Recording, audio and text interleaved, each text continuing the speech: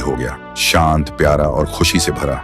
उधर ढोलकपुर गांव के लोग बड़े आराम से जी रहे थे, क्योंकि उस गांव में रहता था महाराज रायस्टार, जो अपने गांव के लिए एक शेर था, जो कभी अपने लोगों के साथ गलत होने नहीं देता था। लेकिन उस गांव में छुपा था एक डरावना राज, एक राज जो सबके दिल में था, पर जुबान पे नहीं। गांव के बीच एक सूखा हुआ पेड़ था, जिसे लोग कहते थे श्रापित पेड़। ना कोई उसके पास जाता, ना कोई उससे आंख मिलाता। हर पूर्णिमा के अगले दिन उस पेड़ के नीचे एक लाश मिलती थी। लोग कहते, रात में कोई आता है और लाश छोड़ जाता है, लेकिन कभी किसी ने कुछ देखा नहीं, और देखता भी कैसे। जो देखता वो अगले दिन पेड़ के नीचे होता था। एक दिन रायस्टार ने ठान लिया, बस अब और नहीं, इस राज का अंत मैं ही करूंगा, क्योंकि ढोलकपुर का नाम मिट्टी में मिल रहा था। फिर एक पूर्णिमा की रात रायस्टार चुपके से जाकर पेड़ के पास बैठ गया। रात के 2 बजे एक आवाज आई, ठुंग ठुंग ठुंग ठुंग ठुंग ठुंग ठुंग ठुंग ठुंग सहूर। और फिर वो पेड़ भूत में बदल गया। वो भूत कुछ अजीब सा था, एक भयानक शैतानी हंसी वाला चेहरा, आंखें बड़ी बड़ी। वो पेड़ चल के एक घर के गेट को जोर जोर से खटखटाने लगता है। तभी एक आदमी डर के मारे आवाज सुन के बाहर निकलता है। वो भूत अपने लकड़ी जैसे हाथ से एक ऐसा थप्पड़ मारता कि उसकी सांस वहीं थम जाती है, और उसी जगह उस लाश को ले जाता है और वापस फिर से पेड़ बन जाता था। देखते ही रायस्टार का दिल कांप जाता है, पर वो कुछ बोलता नहीं। सुबह लोग भीड़ में जमा हुए और रायस्टार ने पहली बार उस पेड़ से बात करने की कोशिश की। पेड़ के अंदर से एक आवाज निकली, क्या तुम सब भूल गए मुझे? रायस्टार बोलता है, तू कौन है? पेड़ बोलता है, मैं हूँ ठुन ठुन ठुन साहुर। एक वक्त था जब मैं भी इस गांव का एक प्यारा सा बच्चा था, लेकिन 100 साल पहले मुझे इसी पेड़ से रस्सी बांधकर उल्टा लटका दिया गया, गांव वालों की आंखों के सामने, और मेरी मौत को तमाशा बना दिया गया, सिर्फ इसलिए क्योंकि मैंने एक राज देख लिया था जो लोग छुपाना चाहते थे।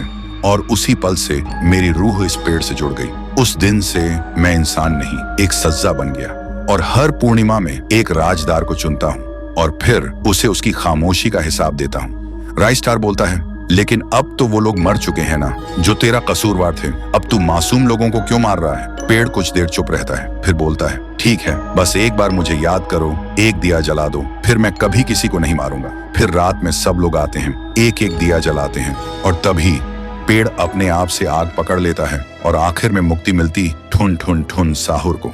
उस दिन के बाद गांव में कभी कोई लाश नहीं मिली। हर पूर्णिमा में लोग एक दिया जलाकर उसकी यादों को जिंदा रखते हैं, क्योंकि अगर भूल गए तो सपने में एक आवाज सुनाई देती थी, ठुंग ठुंग ठुंग ठुंग ठुंग ठुंग ठुंग ठुंग ठुंग सहूर। देखते ही देखते 1 साल बीत गया। गांव के लोग फिर से खुशी से जीने लगे थे, लेकिन एक अमावस्या की काली रात में ग्रेवयार्ड के बीच खड़ी एक पुरानी टूटी फूटी हवेली, जिसके अंदर सिर्फ अंधेरा और सड़ी हुई लाशों की तेज बदबू थी, वहीं हवेली के सबसे अंधेरे कमरे के बीच खून से बना एक आह्वान मंडल जमीन पर अजीब सी चमक के साथ जगमगा रहा था। उसके बीच एक पुरानी गुड़िया रखी थी, और आह्वान मंडल के इर्द गिर्द 3 तांत्रिक उस गुड़िया पर श्रापित काला जादू की विधि कर रहे थे। 3 तांत्रिकों की आवाज एक साथ गूंज रही थी। मंत्र इतने भयानक, इतने गहरे थे कि जैसे हर श्रापित अंधेरों के आत्मा को आजाद कर रहा हो। तभी हवेली के अंदर चारों तरफ से हर तरह के भूत प्रेत की आत्माएं हवा को चीरते हुए सीधा उस गुड़िया के अंदर घुसने लगी, और जैसे ही आखिरी आत्मा घुसी, गुड़िया की आंख खुल गई, और अचानक वो 3 तांत्रिक टुकड़े टुकड़े होकर बिखर गए। तभी गुड़िया उठती है और जोर जोर से हंसने लगती है। उसका हंसना इतना तेज, इतना खौफनाक कि पूरा ग्रेवयार्ड कांप उठता है, और पैदा हुई शैतानी रूह से भरी एक राक्षसी गुड़िया। फिर एक दिन गांव के कोने में 2 छोटी बच्ची गाना गाते गाते खेल रही थी। तभी वो गुड़िया आती है और 2 बच्चों का गाना चुपचाप एक अजीब सी मुस्कान के साथ सुनने लगती है। उसकी हरकतें एकदम अजीब थीं, और जैसे ही बच्चों ने उस गुड़िया को देखा, उनका गाना एकदम बीच में रुक गया, क्योंकि इससे पहले उन्होंने कभी चलती हुई गुड़िया नहीं देखी थी। अगले ही पल वो गुड़िया दोनों बच्चों के करीब आई और उनका खून चूस कर दोनों को मार देती है।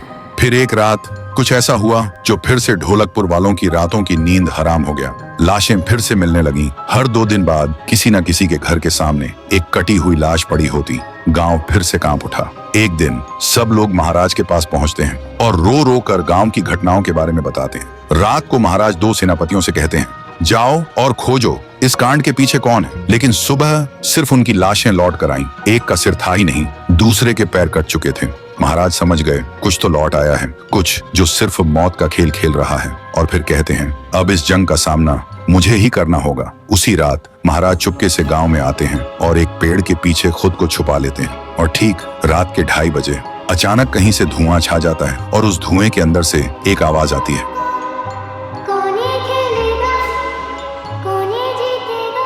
और फिर धुएं के बीच से निकलती है एक गुड़िया, गोल आंखें, एक बेजान सी मुस्कान, लेकिन चेहरा मौत का पैगाम।